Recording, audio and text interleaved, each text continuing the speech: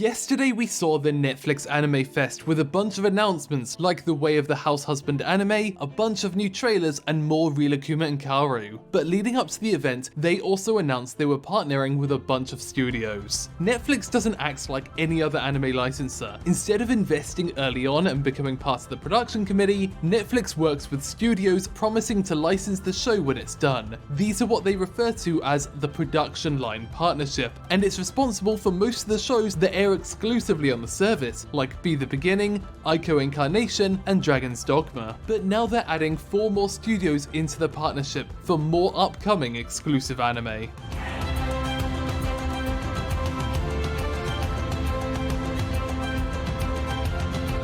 The first studios in this partnership were Production IG, Bones, Anima, Sublimation, and David Production, who created Be the Beginning, Aiko Incarnation, Altered Carbon Resleeves, and Spriggan, respectively. The announcement of MAPPA as a part of this partnership is due to their work on Yasuke, an anime directed by Cannon Busters director LeSean Thomas, following the story of the African samurai who served Oda Nobunaga. During the event, they announced that the characters will be designed by Redline director and star animator Takeshi Koike. Studio Mir's project has been unofficially teased by Benjamin Koltenecker, producer on Legend of Korra and Voltron, who mentioned that it's a show worth getting excited about. In fact, Studio Mir has worked on Netflix projects for a while, including Voltron, Kipo and the Age of the Wonder Beasts, and an upcoming Witcher film. But this project is with Netflix Japan, making Mir the only non-Japanese studio to be working with them. Ryuki Hun, producer of Korra and Voltron, will also be returning to help work on it.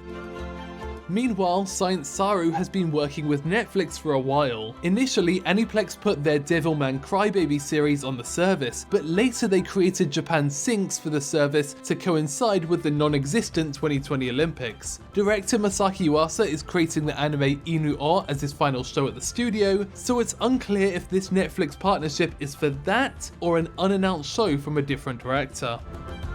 And finally, NARS's new show was announced during the event. This is an adaptation of Temaya Ramaya Novaya, a manga by Mari Yamazaki where a Roman bath designer ends up in modern Japan and finds the similarities between the two cultures.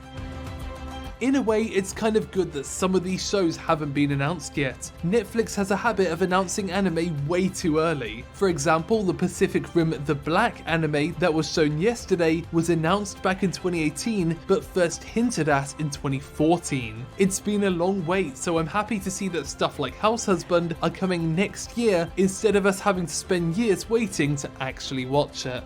Thanks for watching OtaQuest in Japan. Feel free to subscribe to find out more about the art and creation of Japanese pop culture.